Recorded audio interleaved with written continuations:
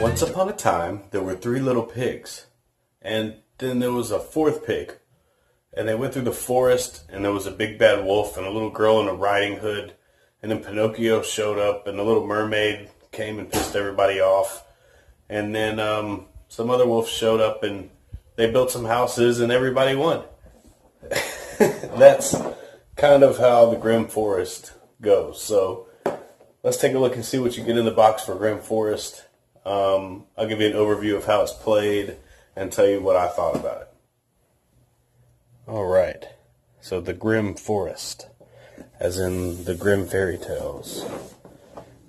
It's got a really cool cover. It looks, the color is more scary than any part of the game is. So we got a cool way to display it on the side.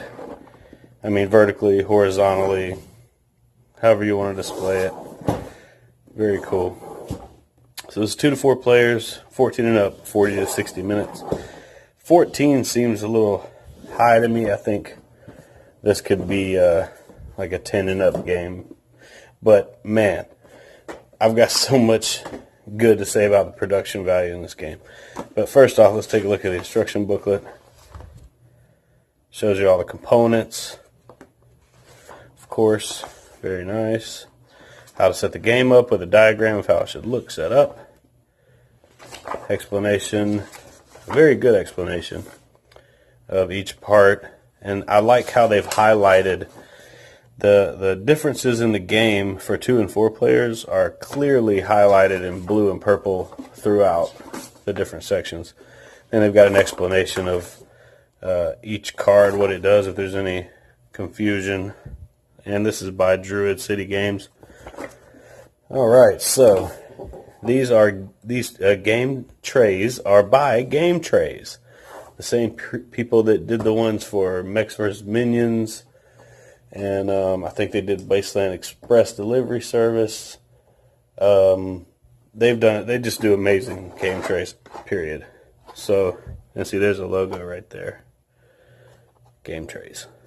Alright, so you get 2 of these trays that hold all the house pieces. So basically, you've got 3 pieces to each house. There's the bottom of a straw house, there's the middle of a straw house, and there's the top of a straw house. So there's a complete straw house. Oh, there's the door's on backwards, but that's just to keep the wolf away. Then you've got the brick house. She's a brick house. She's mighty, mighty. And the roof just fell off. Alright, so there's a brick house completed. These are all really nicely detailed. Alright, and I'll show you the wood house later. And then you've got some 5 value straw tokens, 1 value straw tokens, 4 value wood and 1 value wood, and 3 value brick and 1 value brick. And then this is a really cool first player marker. It's like an open storybook on a pedestal. Amazing, really good quality. And these trays make everything so simple. It's just game trays. They've really got a knack for this stuff. So you get 2 of these. So you can put one on one side of the table, one on the other side of the table, or you don't have to use them at all. But I really like them. And here's a wooden house. So there's the base with the little steps. Where's the door? There's the door. And then the roof goes on like that. Very cool. Alright. So obviously you'll be using these resources to build the different parts of the house. The base is 2 of that resource. The walls are 4 of the resource. And the roof is 6 of the resource. So 12 total of each resource to build each building.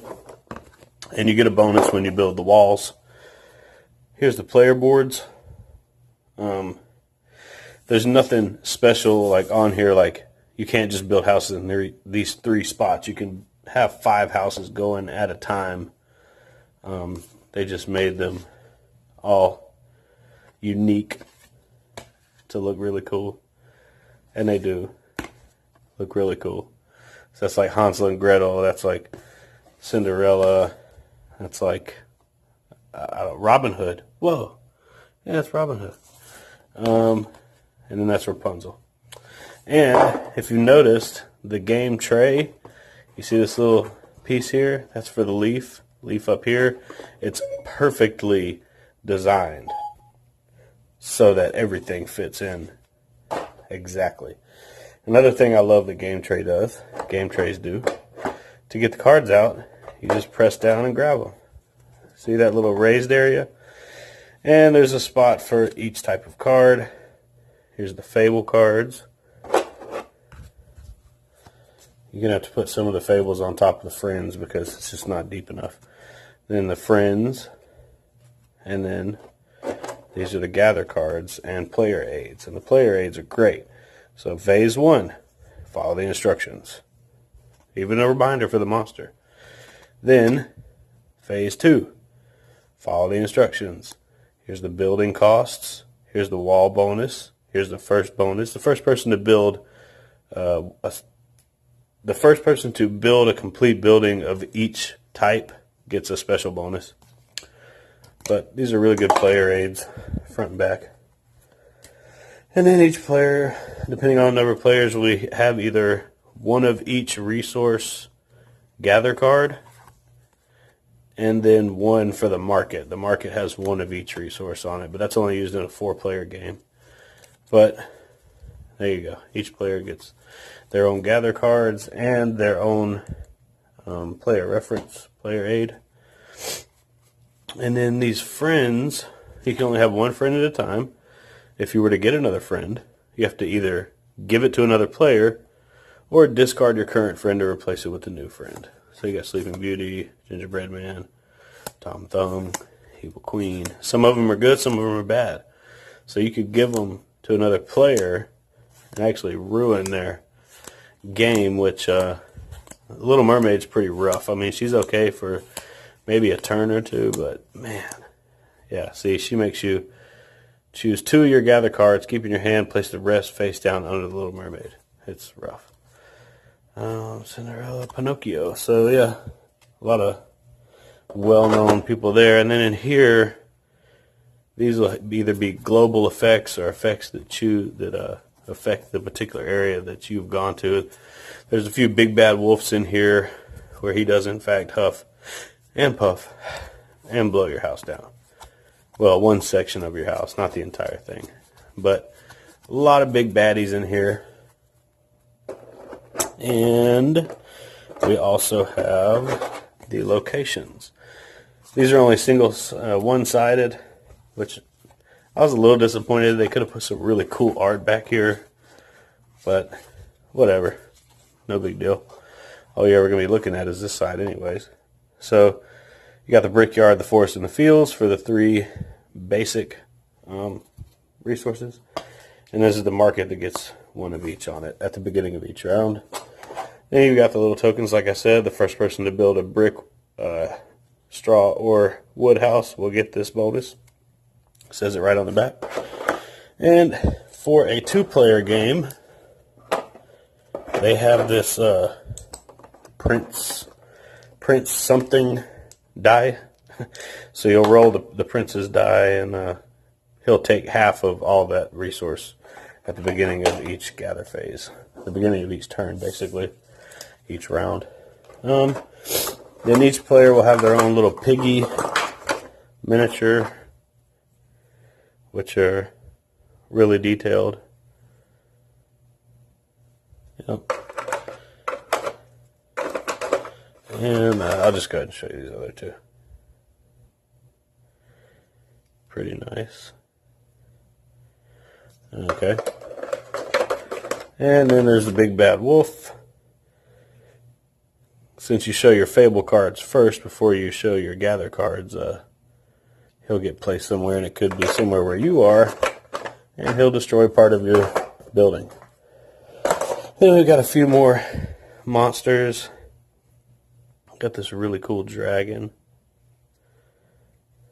I mean, the miniatures in this game are not really necessary. They could have used tokens, but they're just really cool. And look, he's crushing a wooden house. And then the troll. Ugly old troll who lives under the bridge. Meh. Okay. Then you got a couple wolves. The wolves show up and eat resources. And there you go. Then, I was just curious, because it says that on the punch boards, to save the punch boards, to put them under here, so that everything fits up perfect. And I've noticed that there was a piece of paper under here. It seems like it was unnecessary. See? What's the point of this? Well, guess what? There's a hidden Fable card under here. I can't be the only one that's found this. But there was a hidden Fable card under there. And it's the genie. Look at that. Looks like straight out of Aladdin. I bet you it's not Robin Williams, though. Ho ho! Nano nano. Seriously, though, I love Robin Williams. So I'm going to put him back under there. I don't know why. There you go. So that's everything you get in Grimm Forest. Kind of an explanation on how the gameplay works. And I really enjoyed this game. The time is about right. It can drag on. If the big bad wolf hits too many people, that's really the only thing that could drag it on too much. Because like I said, he destroys parts of buildings, so you're having to do twice the work, basically. Or do everything all over again. But, man, everything, fits in there just great. Really nice production quality. So, yeah, hope you enjoyed this video. If you played Grimm Forest, let me know what you thought. If you backed it, were there any Kickstarter exclusives? I think this was on Kickstarter. Did Druid City make any other games? I haven't really looked it up. But let me know down in the comments. Also, please be sure to hit that like and subscribe button. And if you enjoyed this video, please feel free to share it. And as always, check us out on Instagram, Facebook, and Twitter. We do post there almost daily.